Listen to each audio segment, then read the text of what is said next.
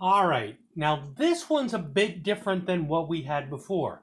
If you notice, there's two terms in the denominator, so we can't go ahead and split it up like we normally would do it. So because this having two terms in it, we're going to actually do this a way known as long division.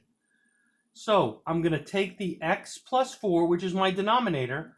I'm going to put it outside because this is my divisor, and then this is my dividend. It's what's being divided. So we're going to handle this whole different way. We're going to focus on the lead term each time. So the lead term here and then what's here. So what I'm going to do is think about what I multiply x by to get 2x squared. Well, that's a 1, that's a 2, so I need to multiply by a 2. Now 2 times x, okay, that gives me just 2x, but I have an x squared. So I need to multiply the x by an x as well. So if I take 2x times x, that gives me 2x squared.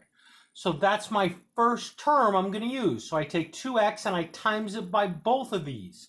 So 2x times x is 2x squared. 2x times 4 is 8x. Okay, now what I need to do is I need to go ahead and subtract these from the line above. So I am subtracting this from that previous term.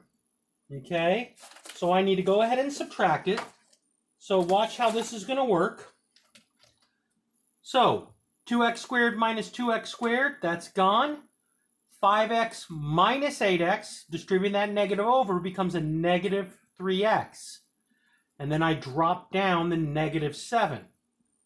Now, once again, I go with the first term. What do I need to multiply this by so it's the same as this? Well, that's x, that's negative 3x. I'm going to multiply that by a negative 3.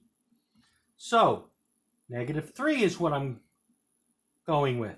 So negative 3 times x, negative 3x, negative 3 times 4, negative 12. Okay, and then I go ahead and I once again subtract. So when I subtract this, that becomes a positive 3x, so it cancels out with that. Then a negative 7 minus a negative 12, so negative 7 plus 12 becomes a positive 5. Now notice the x isn't going to go into that, so that is my remainder.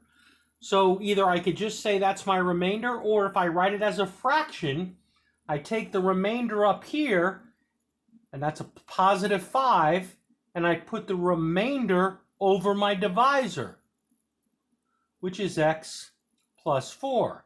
So my final answer is 2x minus 3 plus the part, which is 5, and x plus 4. So 5 over x plus 4 is my fraction of my part at my end, and it went in 2x minus 3 times. So this is my final answer for my long division.